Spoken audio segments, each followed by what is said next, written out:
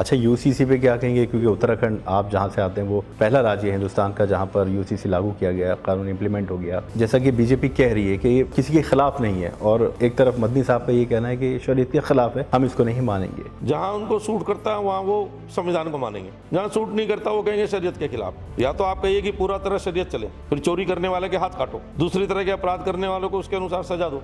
जब संविधान के अनुसार है, सबके साथ एक कानून है, तो सबके साथ एक कानून होने में कहाँ दिक्कत है। सीए पर बात हो रही है, अमित शाह जी ने भी कह दिया कि लोकसभा चुनाव से पहले शायद सीए भारत में लागू हो जाए। एक तरफ अमित शाह जी ये भी कह रहे हैं कि जो अपोजिशन है वो मुसलमानों को इस पर गुमराह कर रहा है, भटका रहा है, सही जानकारी नहीं दे रहा। तो आप लोग किस तरह से मुसलमानों को बताएंगे कि उनके खिलाफ नहीं है? निश्चित रूप से सीए किसी की नागरिकता छीनने वाला नहीं है। सीए कानून किसी मुसलमान की नागरिकता थोड़ी छीन रहा है। सीए कानून वो है जो बांग्लादेश में, पाकिस्तान में, श्रीलंका में जो हिंदू पीड़ित हुए वो आगे उनको नागरिकता देने का है। ये बात मैं आपसे भी अपील करूंगा कि आप अपने मीडिया के माध्यम से मुस्लिम बंधुओं को समझाएं। 6-7 महीने पहले आपने जब इंडिया गठबंधन बना तो आपने ये राज्यसभा में अपनी बात रखी और मुतालबा किया कि इंडिया नाम हटा देना चाहिए। क्या इसको गंभीरता से लिया जा रहा है या कुछ काम किया जा रहा है इस पर? ये मैंने जब राज्यसभा में उठाया तब तक इंडी गठबंधन कहीं था नहीं, नाम भी नहीं था। मेरे मन में तब से था, जब मैं संघ की शाखा में जाता था, बाकी जगह जाता था, मैं गोष्ठियों में बोलता था, और प्रधानमंत्री जी ने जब लाल किले के प्राचीर से कहा कि हमको गुलामी की मानसिकता से बाहर आना चाहिए पंचप्रणों में,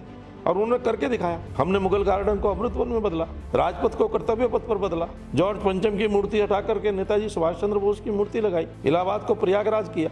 तो देश के स्वाभिमान को बढ़ाने वाली चीजें होनी चाहिए। आम आदमी आज दिल्ली के अंदर निकले तो सड़कों पर घूमेगा तो कहेगा मैं पाकिस्तान की राजधानी में हूँ कि हिंदुस्तान की। कहीं हुमायूं रोड है, कहीं अकबर रोड है, कहीं औरंगजेब रोड है। आदाब, पॉडकास्ट विद तहजीब में आप सबका इस्तकबाल है। मैं हूं आपका मेज़बान रिजवान खान, और आज भी हमारे इस पॉडकास्ट के एक ख़ास मेहमान हैं जो किसी परिचय के मोहताज नहीं हैं। पूरा हिंदुस्तान उन्हें जानता है उनके काम के लिए, उनकी अचीवमेंट्स के लिए और उनकी सियासत के लिए, क्योंकि एक लंबे अरसे से वो राजनीति में हैं और काफ़ी काम कर चुके हैं। और हमारे बीच आज हमारे ख़ास मेहमान हैं नरेश बंसल जी।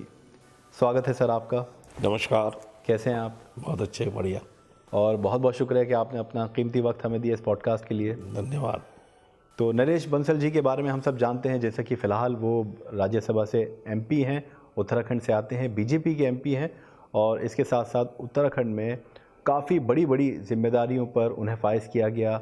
बहुत बड़ी बड़ी जिम्मेदारी उन्होंने बखूबी संभाली, और पिछले चुनाव में बहुत अहम जिम्मेदारी उन्हें दी गई थी। लोकसभा चुनाव की मैं बात कर रहा हूँ, जिसमें 5 की 5 सीट बीजेपी ने जीती थी उसके बाद। तो सर, हमारा जो ये पॉडकास्ट है इसमें थोड़ी सी हल्की फुल्की बातें होंगी, थोड़ी सी आपके करियर को लेकर, आपकी जर्नी को लेकर, सियासत को लेकर हम बात करेंगे। तो अगर आपकी इजाज़त हो तो हम शुरू करें?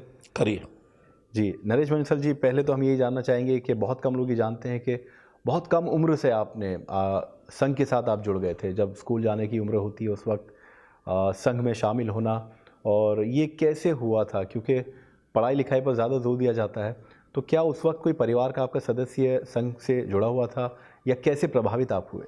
नहीं, मेरे परिवार से कभी कोई संघ से जुड़ा हुआ नहीं था। जी मेरे मोहल्ले के बच्चे, मेरे हम उम्र संघ की शाखा में जाते थे खेलने के लिए। मैं भी उनके साथ खेलने के लिए गया जी।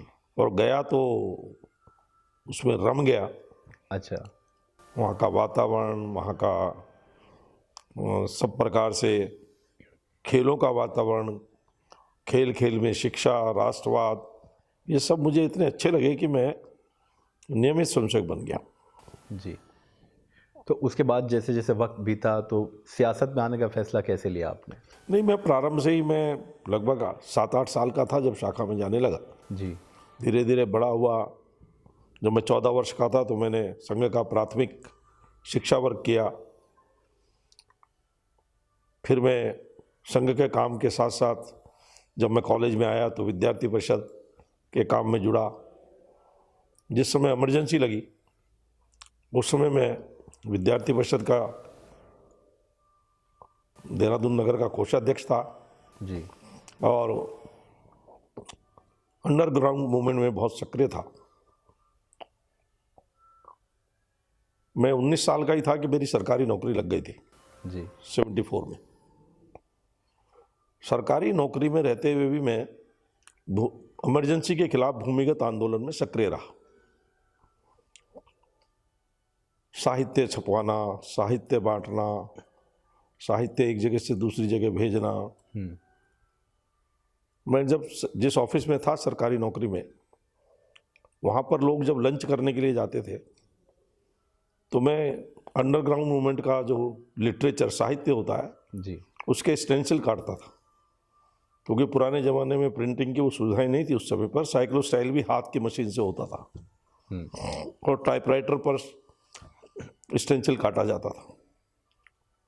तो ये सब क्या बड़ा रोमांचक रहता था। आनंद पूर्वक साहस के साथ पूरे आंदोलन में लगे रहे। उसके बाद बैंक की नौकरी में आ गए, तो बैंक में भारतीय मजदूर संघ की जो यूनियन होती है NOVW, उसके साथ जुड़े, प्रदेश का मंत्री रहा। रामशिला पूजन में विश्व हिंदू परिषद की ओर से रामशिला पूजन के संयोजक का दायित्व रहा और हिंदू जागरण मंच, स्वदेशी आंदोलन, इन सब चीज़ों से संघ के कार्यकर्ता के रूप में सक्रिय भूमिका निभाई जी। और चुनाव के समय चुनाव में भी पीछे रहकर जो भूमिका हो सकती है संघ के कार्यकर्ता की, उस भूमिका का निर्वहन किया। जब बैंक में था तब भी अनेक बार चुनाव में साथियों का, टीम का आग्रह रहता था कि चुनाव लड़ा जाए, चुनाव में खड़ा हुआ जाए जी। लेकिन मेरा कहना था कि मैं राजनीति में आऊँगा तो फिर पूरी तरह से ही आऊँगा। तो 2001 में मैंने बैंक से VRS लिया। मेरी 14 साल की नौकरी बाकी थी और मैं भारतीय जनता पार्टी की सक्रिय राजनीति में आया। संभावना थी 2002 का विधायक का चुनाव लड़ने की, लेकिन किसी कारण से, उन कारणों में के विश्लेषण की आवश्यकता नहीं है जी, टिकट नहीं हुआ। फिर मैं जब राजनीति में आया तो प्रदेश कार्य समिति का सदस्य बना और सहकारिता प्रकोष्ठ का प्रदेश का महामंत्री बना। यहाँ से मेरी शुरुआत हुई।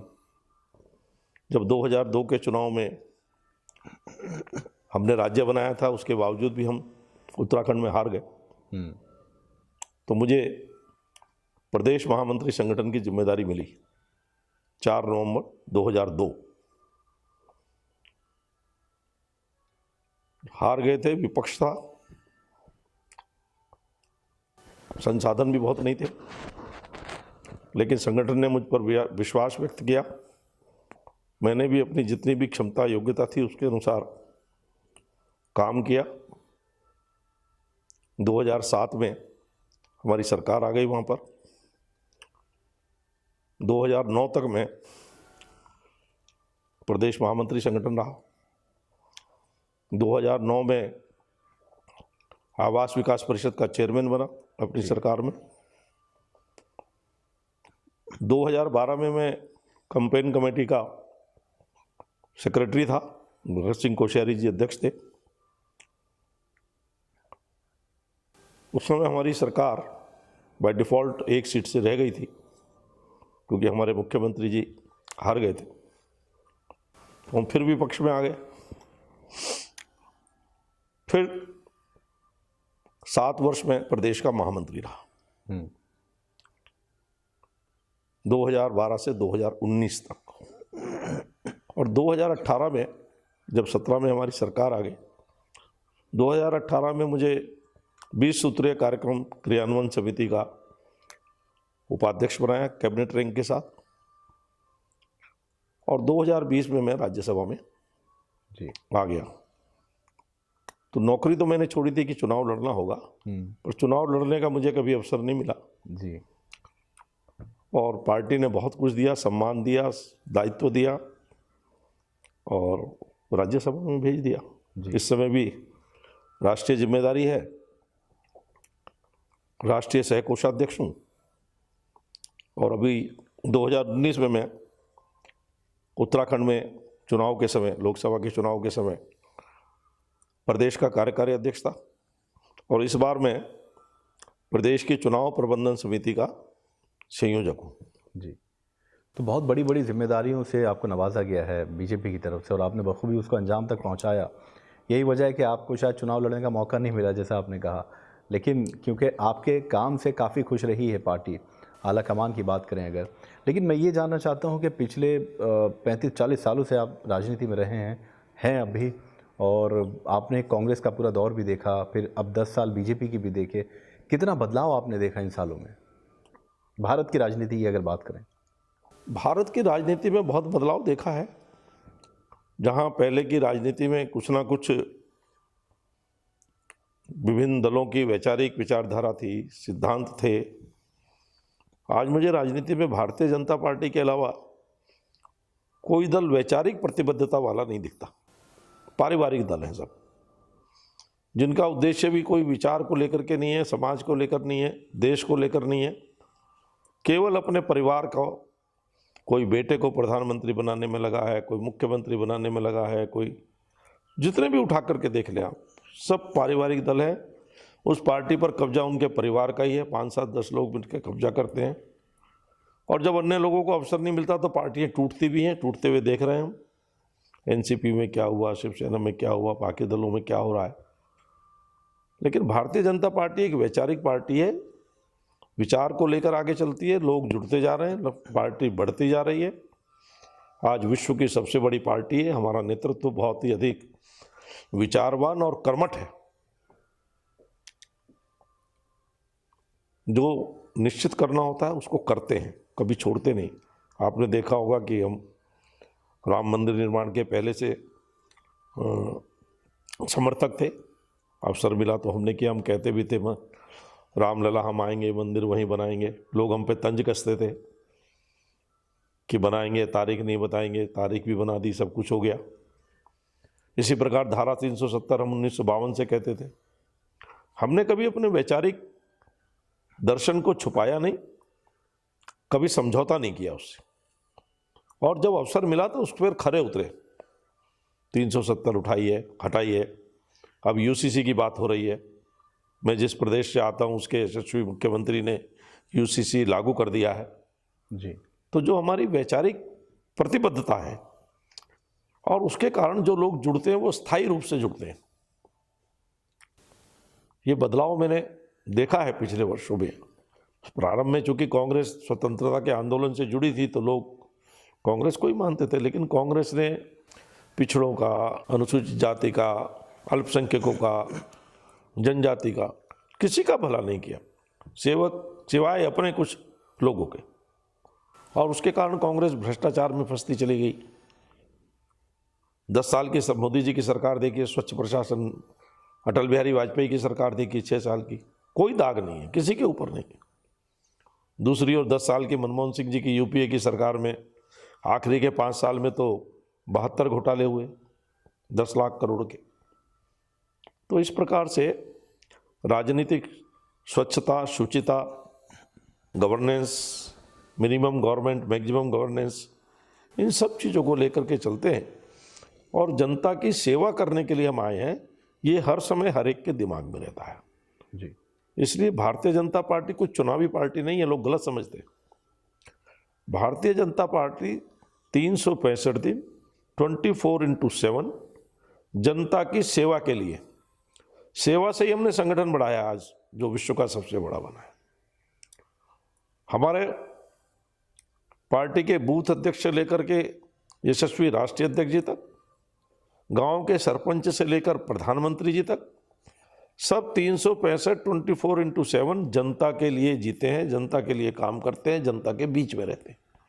इसलिए चुनाव जब भी हो, कभी भी हो, हम हमेशा यश प्राप्त करते हैं। जी। तो अब आने वाले 2024 के लोकसभा इलेक्शन के लिए क्या रणनीति है, क्या तैयारियां हैं? आपको कोई जिम्मेदारी अभी मिली या मिलने वाली है? नहीं, मेरे पास जिम्मेदारी है। मैंने बताया हमारे प्रदेश की, मैं चुनाव प्रबंधन समिति का कन्वीनर हूँ स्टेट का, और राष्ट्रीय स्तर पर मैं सह कोषाध्यक्ष हूँ। पार्टी मुझे जगह जगह पर भेजती भी रहती है। अभी ये जो चुनाव के जो हमारा संकल्प पत्र है उसके सुझाव लेने के लिए जो गाड़ी निकली है उसमें भी विभिन्न लोगों को भेजा जा रहा है। मैं भी उसमें से कहीं पर जाऊँगा। तो इस प्रकार से पार्टी सबसे काम लेती है और सब स्वेच्छा के साथ, आनंद के साथ अपने दायित्व का निर्वहन करते हैं। जी। तो हाल ही में अभी जो हमने देखा कि लिस्ट जारी हुई है, ऐलान किया गया है 195 नामों का, और उत्तराखंड की अगर बात करें तो उत्तराखंड में 3 नामों पर तो ऐलान हो चुका है, उम्मीदवार उतारे जा चुके हैं। अजय टामटा साहब हैं या अजय भट्ट जी हैं या राज्य लक्ष्मी माला जी हैं, तो दो नामों पर अभी भी सस्पेंस बाकी है। क्या लगता है कि रमेश पोखरियाल साहब को या तीरथ सिंह रावत साहब को टिकट मिलेगा, क्योंकि सस्पेंस बरकरार है? नहीं, इसमें कोई सस्पेंस नहीं है, पार्टी अपने हिसाब से निर्णय करती है। जी, पार्टी का लक्ष्य है 370 बीजेपी और 400 पार एनडीए, उसको लेकर के सारी एक्सरसाइज होती है। इसमें कोई संशय नहीं है, जिसको भी टिकट मिलेगा हम उत्तराखंड की पांचों सीटें पिछली बार से ज़्यादा वोट लेकर जीतेंगे, जी। ये पक्का है।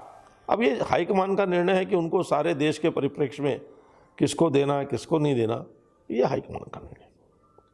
अच्छा, उत्तराखंड के लिए ख़ास कुछ तैयारियां हैं, कुछ प्लानिंग है? जैसा आपने बताया कि 400 पार का टारगेट है एनडीए का, और प्रधानमंत्री मोदी जी ने भी कहा कि हम 400 पार सीटें लेकर आएंगे इस बार। तो उसके लिए जाहिर बात है कि हर सूबे से या हर राज्य की हम बात करें तो कहीं ना कहीं रणनीति बनी होगी। उत्तराखंड की क्या रणनीति है, किस तरह से जो आपकी 5 सीटें हैं, आपने कहा कि वो तो जीतेंगे ही पिछली बार की तरह, लेकिन ज़्यादा वोट बैंक के साथ जीतेंगे, तो क्या क्या तैयारियां आपकी चल रही हैं ताकि जनता जाने? हम इसलिए आपसे पूछ रहे हैं। नहीं, देखिए, जहाँ तक रणनीति का सवाल होता है, रणनीति अपने लक्ष्य को प्राप्त करने के लिए होती है, जो बताई नहीं जाती उसका परिणाम दिखाई देता है। जी, रणनीति का मतलब परिणाम दिखाई देगा चुनाव के बाद, और जो कुछ भी हमें उसे करने की आवश्यकता है, हमने हर पहलू पर विचार किया है, हर पहलू को हम कर रहे हैं, जिससे कि हमारा पिछली बार से अधिक वोट पड़े, वोट बैंक हमारा बढ़े, इसके लिए हम सब कुछ कर रहे हैं। अच्छा, एक बहुत बड़ा तबका है माइनॉरिटी का हिंदुस्तान में, और बीजेपी काम भी कर रही है। ख़ास तौर पर मुसलमानों की बात करें तो मुसलमानों को साथ ले चलने के लिए, जैसा मोदी जी का नारा है कि सबका साथ, सबका विकास, सबका विश्वास, तो इस बार क्या लगता है? क्योंकि हमने देखा कई जगहों पर, ख़ासतौर पर यूपी में बहुत लोगों ने बीजेपी को वोट भी किया था और बीजेपी के साथ भी जुड़े हैं। तो पूरे हिंदुस्तान की अगर बात करें, भारतवर्ष की बात करें, तो क्या लगता है कि इस चुनाव में मुस्लिम जो वोटर्स हैं, क्योंकि उनके लिए एक ऑप्शन नहीं है, विकल्प नहीं है दूसरा, क्योंकि वो कांग्रेस से तो परेशान थे ही, एक बहुत बड़ा तबका है जो कांग्रेस से परेशान है। यूपी की बात करें तो समाजवादी पार्टी से वैसे ही वो समझता है कि ये मुसलमानों का सिर्फ इस्तेमाल करती है वोट बैंक के लिए। तो बीजेपी ने कई स्कीम्स भी लॉन्च की हैं मुसलमानों के लिए ख़ास तौर पर। तो इस लोकसभा इलेक्शन में किस तरह से और लुभाया जा सकता है मुसलमानों को, या क्या देखिए, planning है? ये बात आम मुसलमान को भी समझनी पड़ेगी कि भारतीय जनता पार्टी ने जितनी योजनाएं लॉन्च की है, वो किसी भी प्रकार के भेदभाव को लेकर इंप्लीमेंट नहीं की है। उसका एक ही मानक है, गरीब है तो किसी भी जाति का है, कोई भी लैंगिक मतभेद नहीं है, जातिगत मतभेद नहीं है, धार्मिक मतभेद नहीं है। 80 करोड़ लोगों को राशन मुफ्त मिल रहा है तो सबको मिल रहा है। सड़कें बन रही हैं बड़ी बड़ी, चौड़ी चौड़ी, सब लाभ उठा रहे हैं। उज्ज्वला के गैस कनेक्शन गए हैं तो सबको गए 10 करोड़। प्रधानमंत्री आवास मिले थे, हर गरीब को मिला है। नल से जल मिला है शुद्ध, तो जिसके यहाँ नहीं था सबके यहाँ मिला है। जिनके यहाँ बिजली नहीं थी उनके यहाँ बिजली पहुंची है। 14 करोड़ घरों में शौचालय पहुंचे हैं। 52 करोड़ लोगों के जनधन खाते खुले हैं, जिसमें पैसा पहुंचा तो सबको पहुंचा है जिनका जाना था।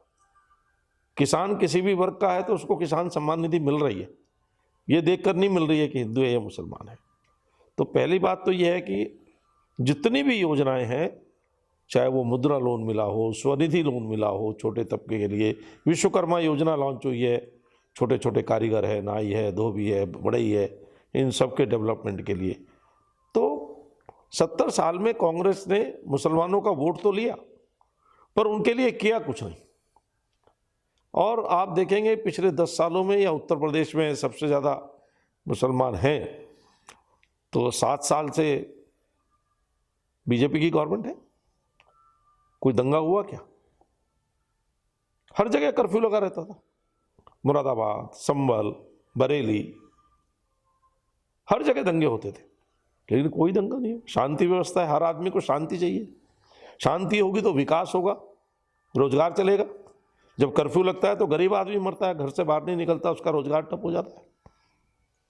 तो हर आदमी को जीवन जीने का, जीवन में आगे बढ़ने का, उन्नति करने का अवसर ये केवल भारतीय जनता पार्टी की सरकार में मिला, क्योंकि हमारा विजन है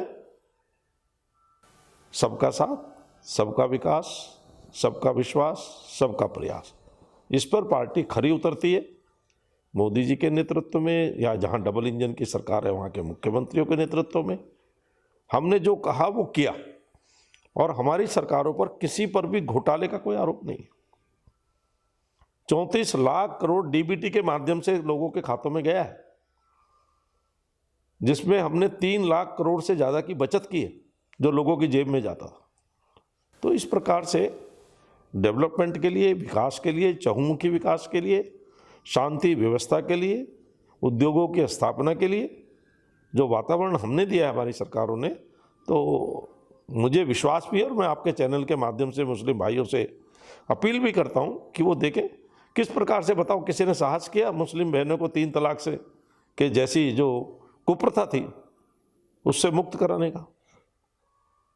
किसी ने नहीं किया। वोट लेते रहे, भय दिखाकर वोट लेते रहे, लेकिन हम विकास करके विकास के नाम पर वोट ले रहे हैं, शांति व्यवस्था कायम की है उसके नाम पर वोट ले रहे हैं।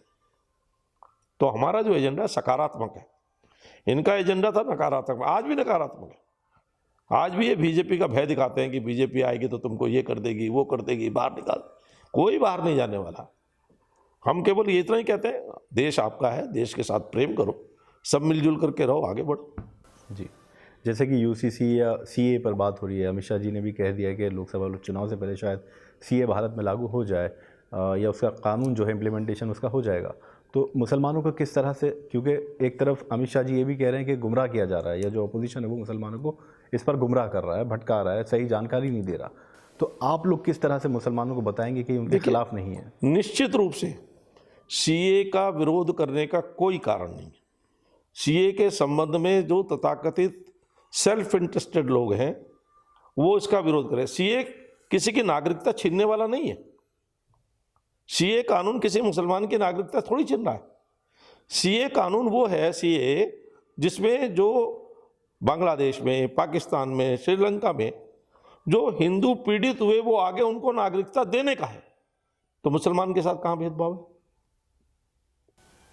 उन देशों में, वो तो मुस्लिम देश है, मुस्लिम का तो कोई उत्पीड़न नहीं है। हिंदुओं का उत्पीड़न आप देख भी लें कितनी जनसंख्या थी और कितनी रह गई। वो जो पीड़ित होकर के वहां से भागकर आए हैं तो आखिर वो कहां जाएंगे? पूरे विश्व में कोई और जगह है उनके लिए? तो उनको नागरिकता देने का है। सीएए किसी की नागरिकता लेने का कानून नहीं है। ये बात मैं आपसे भी अपील करूंगा कि आप अपने मीडिया के माध्यम से मुस्लिम बंधुओं को समझाएं कि जो लोग दूसरी पार्टियों के हैं या जो दूसरे हैं, जो मुसलमानों को समरस नहीं होने देना चाहते, मिलने नहीं देना चाहते क्योंकि उनकी राजनीति चलती है उससे, वो गुमराह करने का काम कर रहे हैं। क्योंकि किसी का जो एग्जिस्टिंग है उनमें किसी का नुकसान है नहीं। श्रीलंका, बांग्लादेश, पाकिस्तान से जो पीड़ित होकर के आए हैं उनको एक नागरिकता देने का है ताकि उनके बच्चे भी पढ़ लिख सकें, वो भी रह सकें, उनको भी नौकरी मिल सके, उसका कानून है। अच्छा, यूसीसी पे क्या कहेंगे? क्योंकि उत्तराखंड, आप जहाँ से आते हैं, वो पहला राज्य है हिंदुस्तान का जहाँ पर यूसीसी लागू किया गया, कानून इम्प्लीमेंट हो गया। क्योंकि जैसा कि बीजेपी कह रही है कि ये किसी की, मतलब किसी के ख़िलाफ़ नहीं है, और एक तरफ मदनी साहब का ये कहना है कि शरीयत के ख़िलाफ़ है, हम इसको नहीं मानेंगे। तो क्या कहना चाहेंगे इस पर आप? नहीं, वो उनको जो सूट करता है, जहाँ उनको सूट करता है वहाँ वो संविधान को मानेंगे। जहाँ सूट नहीं करता वो कहेंगे शरीयत के खिलाफ। या तो आप कहिए कि पूरा तरह शरीयत चले, फिर चोरी करने वाले के हाथ काटो, दूसरी तरह के अपराध करने वालों को उसके अनुसार सजा दो। जब संविधान के अनुसार है, सबके साथ एक कानून है, तो सबके साथ एक कानून होने में कहाँ दिक्कत है? शादी की उम्र सबके लिए एक होनी चाहिए कि नहीं होनी चाहिए? ये थोड़ी कि 10 साल की बच्चे की शादी कर दो, ये तो कुप्रथा है ना। ये हटनी चाहिए किसी भी समाज में हो। आखिर हिंदू समाज में भी बाल विवाह का विरोध हुआ, राजा राम मोहन राय और सब लोगों ने किया। विधवा विवाह का समर्थन हुआ, विधवा विवाह होना चाहिए, क्योंकि कुछ चीज़ें ऐसी हैं जिसके कारण सामाजिक बुराइयां पैदा होती हैं। विवाह की एज एक हो, तलाक के नियम एक हो, रजिस्ट्रेशन हो, अडॉप्ट करने का नियम एक हो, मल्टीपल शादियां ना हो,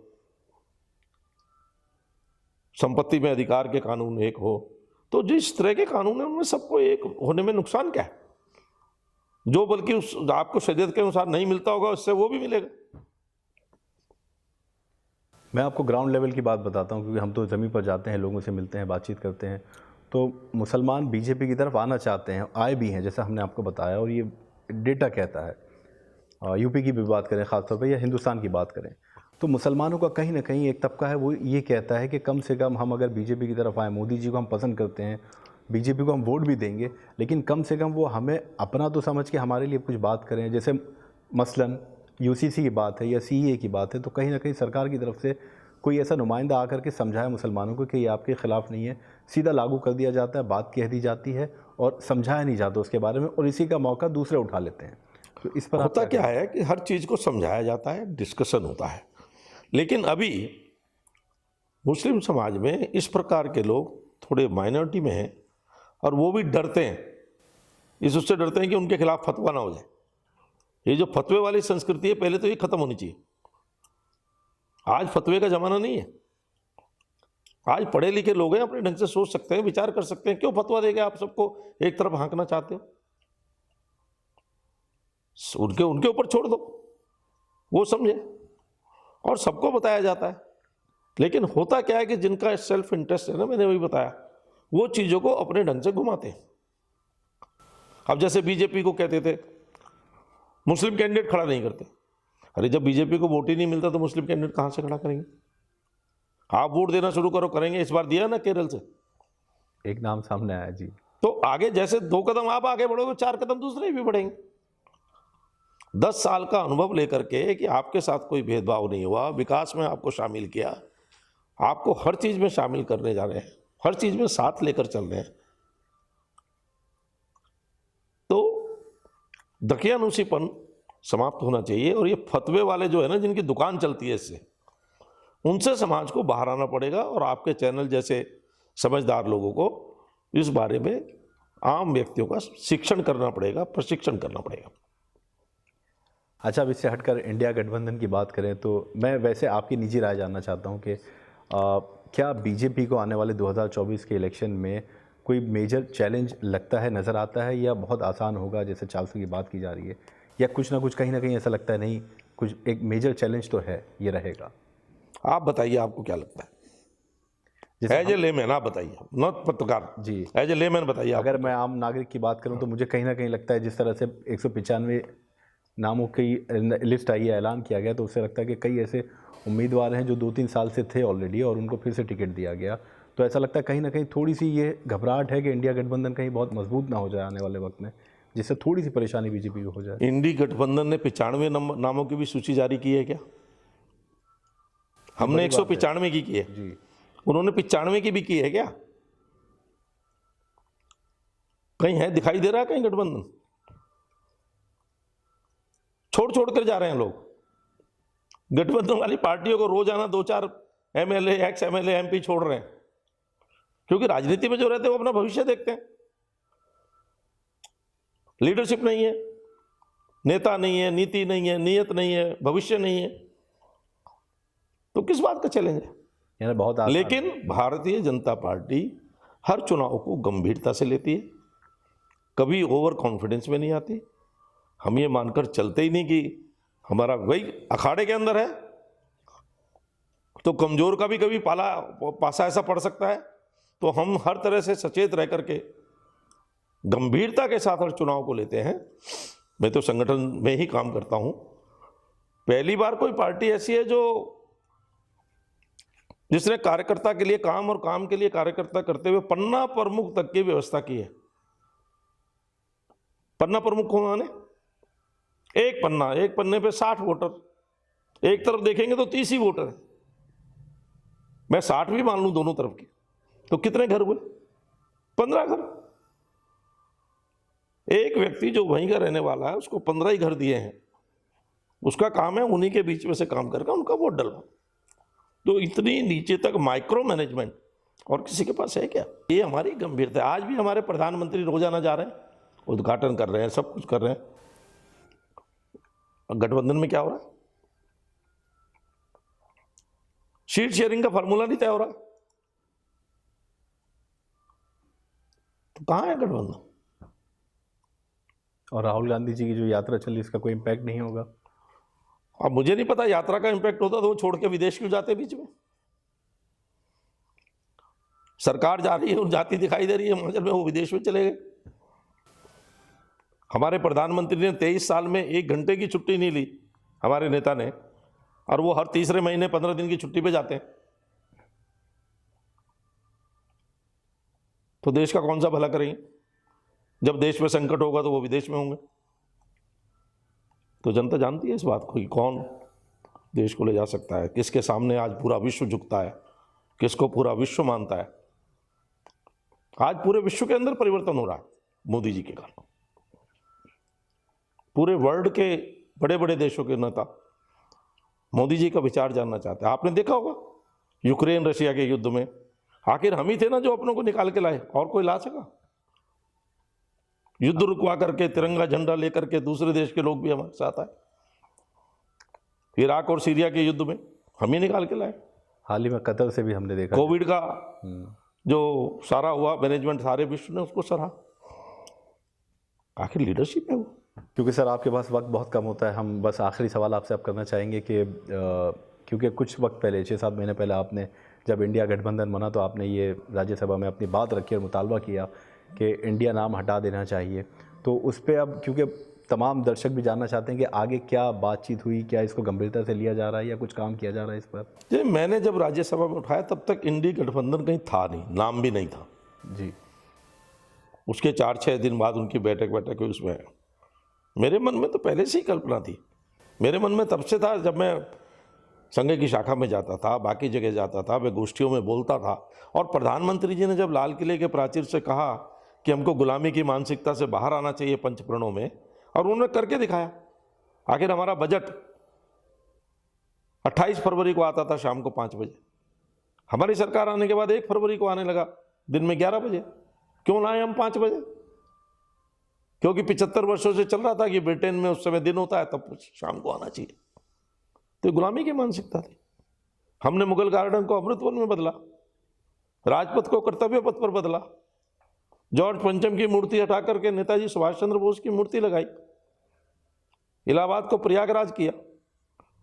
तो देश के स्वाभिमान को बढ़ाने वाली चीजें होनी चाहिए। आम आदमी आज दिल्ली के अंदर निकले तो सड़कों पर घूमेगा तो वो कहेगा मैं पाकिस्तान की राजधानी में हूं कि हिंदुस्तान की। कहीं हुमायूं रोड है, कहीं अकबर रोड है, कहीं औरंगजेब रोड है। तो ये बदलने चाहिए।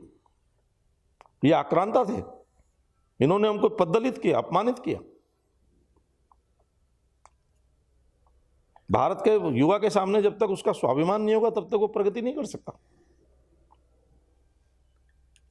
अब आखिर में दर्शकों को क्या आप पैगाम देना चाहते हैं जो खास तौर पे बीजेपी के साथ जुड़े हुए भी हैं, नहीं भी हैं, और आप अपनी तरफ? मैं तो आपके माध्यम से सभी दर्शकों को ये निवेदन करना चाहता हूं कि 2047 का विकसित भारत का संकल्प पूरा करने के लिए सब आगे आएं। जो पहली बार के मतदाता हैं वो निश्चित रूप से मतदान करें, और सभी अधिक से अधिक संख्या में मतदान करें और सकारात्मक वोट दें। मोदी जी के नेतृत्व में हम 2047 का विकसित भारत की नींव बनेगा ये 2024 का निर्णय। इसलिए इस निर्णय को भारत को विश्व के अंदर सम्मानजनक स्थान पर लाने के लिए, विकसित भारत बनाने के लिए अपना वोट दें, और अब की बार फिर मोदी सरकार। बहुत बहुत धन्यवाद सर, आप मौजूद रहे हमारे साथ। तो ये senior leader Naresh Bansal ji BJP से, और बहुत वक्त इन्होंने राजनीति को दिया है, अब भी काम कर रहे हैं, आने वाले वक्त में भी काम करेंगे। हमारी ऐसी कामना है इनके साथ कि ये और ज़्यादा लोगों के लिए काम करते रहें, जैसे कि इन्होंने समाज के लिए काम किया है अब तक, और आगे भी ऐसे ही करते रहें। बहुत बहुत शुक्रिया सर। नमस्कार। तो अगले पॉडकास्ट में किसी और शख्सियत से आपको रूबरू कराएंगे। अब फ़िलहाल हमें दीजिए इजाज़त। आप देखते रहिए पॉडकास्ट विद तहसील।